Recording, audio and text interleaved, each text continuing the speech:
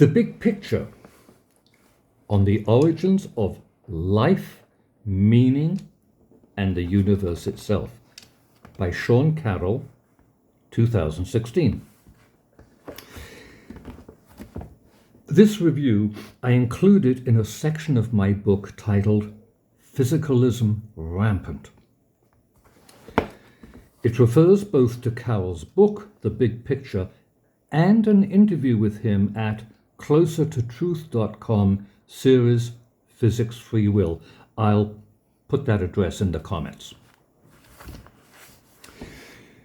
Carroll's book may be taken as the standard, most readable account of what naturalism physicalism means for human nature and for the challenge it poses to traditional values. It's an impressive summary of physicalist principles. To paraphrase Neil deGrasse Tyson's blurb, through its 450 pages, Carroll weaves threads of astronomy, physics, chemistry, biology, and philosophy into a seamless narrative tapestry. I admit I skimmed most of the physics, but as Carroll points out, in the early years of the 21st century, a majority of physicists and scientists are naturalists. So through reading or skimming his book, we can familiarize ourselves with what is widely claimed to be today's primary source of wisdom about the world and about ourselves. We have two goals in front of us, Carroll begins, quote, "One is to explain the story of our universe and why we think it's true, the big picture as we currently understand it. To understand ourselves, we have to understand the stuff out of which we are made, which means we have to dig deeply into the realm of particles and forces and quantum phenomena." And dig he does. To convince us that today's physics provides us with a completely consistent and coherent view of the world, he traces it back to a core theory. This theory, he assures us, has proved accurate to the very last decimal point and has won acceptance from all the relevant experts. From an appendix titled "The Equation Underlying You and Me," he displays for us, quote, "the essence of the core theory, the laws of physics underlying everyday life, expressed in a single equation. To be compatible with our earlier discussion of how quantum mechanics works, what I really should give you is the Schrödinger equation for the core theory, but there are many ways of encapsulating that information, and the one shown here is an especially compact and elegant one. This is what's called the path-integrated formulation of quantum mechanics, pioneered by Richard Feynman. The core theory underlying our everyday lives is extremely precise, rigid, and well-defined. There is no ambiguity in it, no room to introduce important new aspects that we simply haven't noticed yet. The laws of physics underlying everyday life are completely known. Under naturalism, there isn't that much difference between a human being and a robot. We are all just complicated collections of matter moving in patterns, obeying impersonal laws of physics in an environment with an arrow of time. Wants and purposes and desires are the kind of things that naturally develop along the way. We humans are entirely determined by physical laws. Carroll establishes this unequivocally. We have no freedom of thought or choice independent of natural laws. What are those laws?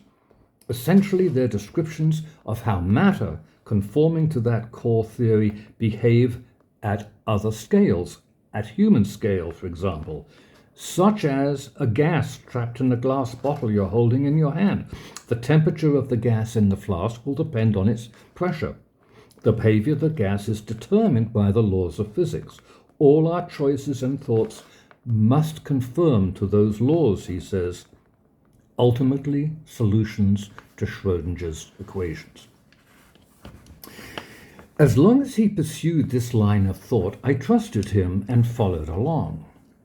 While described in greater detail and with greater clarity than I'd come across before, this was the familiar physicalist picture.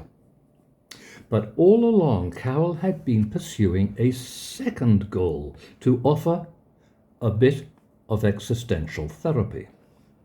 Quote, I want to argue that though we are part of the universe that runs according to impersonal underlying laws, we nevertheless matter.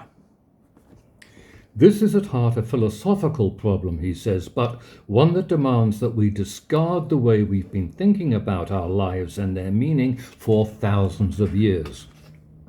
According to those older ways of thinking, human life couldn't possibly be meaningful if we are just collections of atoms moving around in accordance with the laws of physics.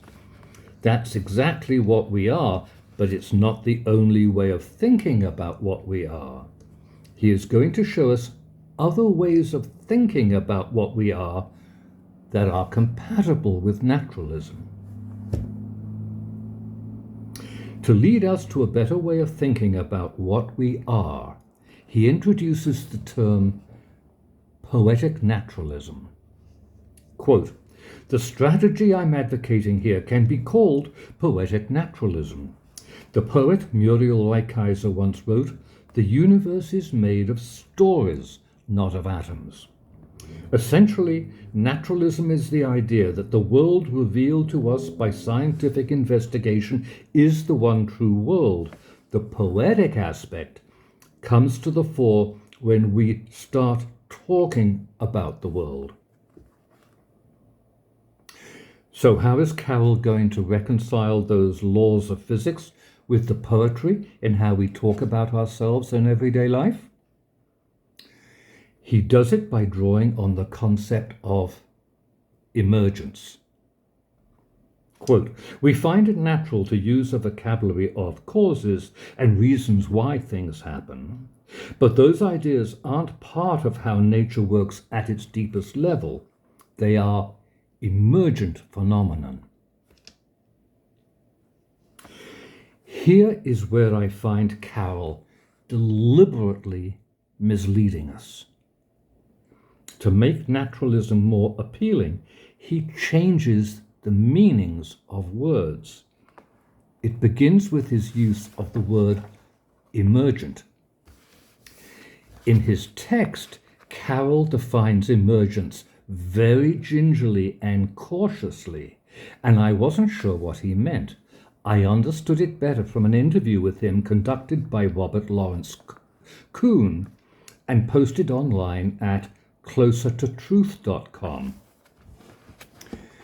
Kuhn pointed out two meanings of emergent. Quote, there's a difference between something that's emergent that can be predicted from the laws at the fundamental level and something that's emergent from the fundamental level that in principle could not be predicted. I'm going to read that again. There is a difference between something that's emergent that can be predicted from the laws at the fundamental level and something that's emergent from the fundamental level that in principle could not be predicted. Carroll replied, I would call those the sensible and the silly notions of emergent. I'm using the sensible notion. It's this sensible meaning that lies behind Carroll's use of the word emergent in his book. Recall that for him the laws of physics are merely manifestations of solutions to Schrödinger's equations at another scale. Where they manifest at any other scale, he calls them emergent. For example, he applies the same logic to our ancient everyday way of talking. When he refers to that as emergent, he means it will be just as determined as the laws of physics as a result of their concordance with the core theory. Essentially, Carroll's argument consists of a syllogism, 3 remarks. The poetry of everyday life is just another way of describing what happens. Everything that happens must accord with the core theory. Therefore, everyday talk is emergent, like the laws of nature. Huh? Everyday talk is like the laws of nature. How can he justify that? What about free will and creativity? In the interview, Carroll is forthright.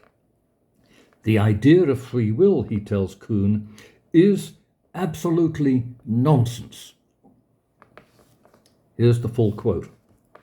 I think the idea of strong libertarian free will, the idea you are a law unto yourself, that you can overcome what we think of as the law of physics, that there's no reductionist explanation where I can understand all your atoms and molecules and predict what you are going to do, I think that is absolute nonsense, in the sense that we have no evidence for it, no reason to believe it's true. It would be very, very difficult to reconcile that with what we do know about physics. There's no room for anything that is changing the predictions of Schrödinger's equation.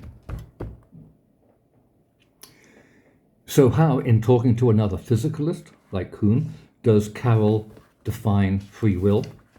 Quote, whether the theory is deterministic or indeterministic is completely beside the point for free will. Free will is a feature of how we talk about human beings, in the same way that conservation of energy is a feature of Newtonian mechanics.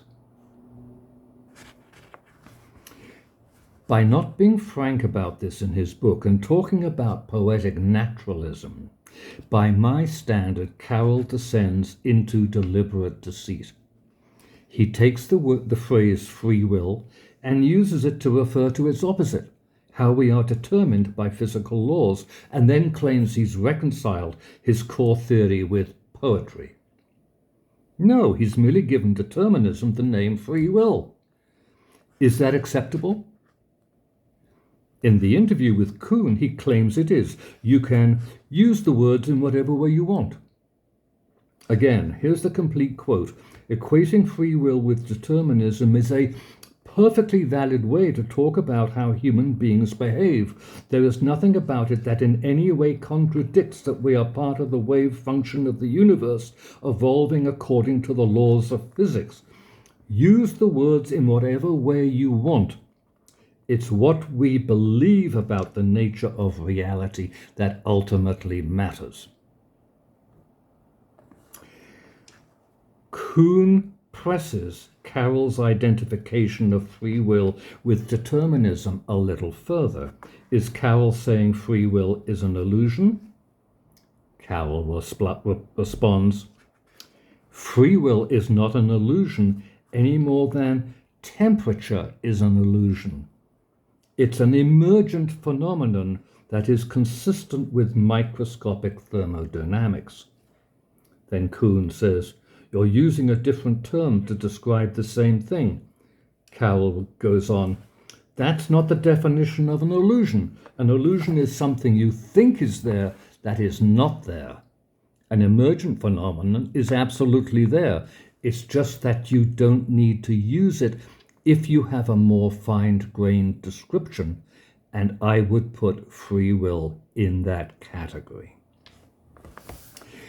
Why would someone of Carroll's caliber descend in his book for the general public to wordplay that his interview shows is clearly deceitful? Because, quote, it's what we believe about the nature of reality that ultimately matters. In the propagation of physicalism, ends come before means. The physicalist is entitled to give words whatever meanings he wants in support of the cause of physicalism. Does Carroll know he is twisting meanings? Yes, in the interview with Kuhn, he refers to the usual meanings of the words involved. Quote, I don't think people can get through the day without speaking to other human beings as making choices. That's because free will, the ability to make choices, is an absolutely crucial part of our macroscopic way of talking about other human beings. And examine this paragraph from his book. Poetic naturalism is a philosophy of freedom and responsibility. The raw materials of life are given to us by the natural world, and we must work to understand them and accept the consequences. The move from description to prescription, from saying what happens to passing judgment on what should happen, is a creative one, a fundamentally human act. In this paragraph, he associates the word freedom, creative, human with their conventional meanings. To change their meanings in the course of his text to make them synonyms for determinism without warning is devious. I felt I was being suckered. Carroll's intent to confuse is unusually blatant, but in his defense, he is only following common practice among physicalists. Just using the term naturalism instead of physicalism smacks of promotional spin. Granted, it can be justified as meaning as distinct from supernatural, but the common meaning of natural is not exclusively physical. I recommend naturalism being always replaced by physicalism, at least in books intended for the general reader. Here's one more physicalist practice I object to, of objections to the physicalist claim that the world is purely physical. Carroll says, quote, "If you want to say there is something else, you have to explain how something else interacts with the particles. How, in other words, the core theory is incomplete and has to change." No, we don't. We only have to declare physicalism unacceptable and dismiss it. If enough of us do that, it's up to physicalists to do some explaining.